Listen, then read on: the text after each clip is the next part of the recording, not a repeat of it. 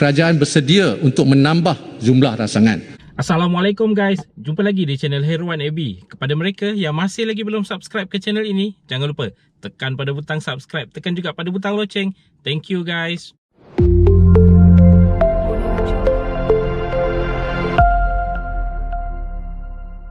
Tengku Zafrul, Menteri Kewangan Malaysia, di dalam pembentangan rang undang-undang bagi langkah-langkah sementara pembiayaan kerajaan Malaysia, membayangkan kerajaan bakal mempertimbangkan bantuan tambahan jika perlu untuk rakyat Malaysia. Dalam isu ini adalah jelas dan konsisten. Saya pernah menyebut banyak kali sebenarnya bahawa kerajaan sentiasa memantau situasi semasa dan jika ada keperluan, kerajaan bersedia untuk menambah jumlah rangsangan. Dalam hal ini, kesemua pakej-pakej rangsangan ekonomi adalah dynamic. We have to have dengan izin dynamic plan. Dan kerajaan sentiasa bertindak proaktif. Kita tidak harus melihat daripada jumlah yang dibelanjakan semata-mata, tetapi lebih penting apakah hasilnya? Adakah ia kesan positif? Di sini saya nak huraikan beberapa perkara secara ringkas. Secara ringkas. Pertama, jumlah suntikan fiskal langsung 45 bilion ringgit adalah hasil pemantauan, sesi libat urus dan juga penambahbaikan yang berterusan. Jadi yang berhormat Bagan tahu, kita mula-mula melancarkan pakej prihatin PKS tambahan dan seperti perjalanan. Sebelum itu pun pihak kerajaan sebelum ini pun mengumumkan PRE 2020. Jadi apa yang saya nak masukkan ini ialah kita kena lebih dinamik. Jadi kalau perlu kita kena belanja. Saya setuju dengan semua cadangan-cadangan yang dibangkitkan oleh yang berhormat daripada kedua-dua pihak. Kedua, jumlah rangsangan yang diumumkan menampungi peruntukan yang ditambah baik atau dilanjutkan.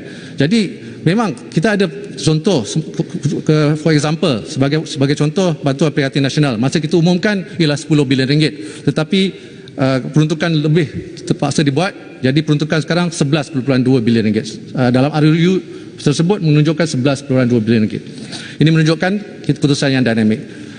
Program subsidi upah juga ditambah baik di bawah penjana, ya, termasuk pelanjutan tempoh PSU selama 3 bulan. Mula-mula 3 bulan, lepas tu kita lanjutkan lagi 3 bulan. Ini tidak bermakna kita tidak boleh lanjutkan lagi, ya. Tapi kita kena buat secara berperingkat dan tengok keadaan semasa.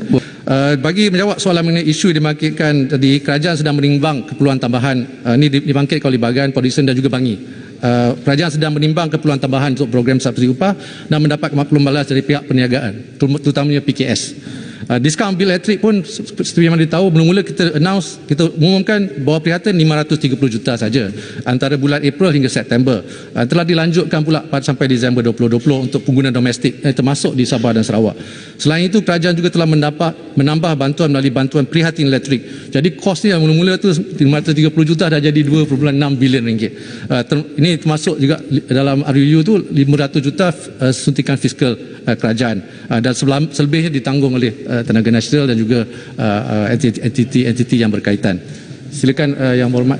Terima kasih. Okey guys, itu dia tadi petikan ucapan daripada beliau berkaitan dengan isu ini. Kita mengharapkan kerajaan bakal mempertimbangkan untuk menambah bantuan kepada rakyat Malaysia, terutama sekali kepada sektor-sektor yang tertentu seperti bantuan geran khas prihatin. Okey guys, itu saja perkongsian daripada aku di dalam video pada kali ini. Jika korang ada sebarang pertanyaan, sebarang komen berkaitan dengan isu ini, boleh tinggalkan di ruangan komen di bawah. Dan kepada mereka yang masih lagi belum subscribe ke channel ini, jangan lupa tekan pada butang subscribe, tekan juga pada butang loceng. InsyaAllah kita berjumpa lagi di video yang akan datang. Stay safe, stay healthy. Assalamualaikum.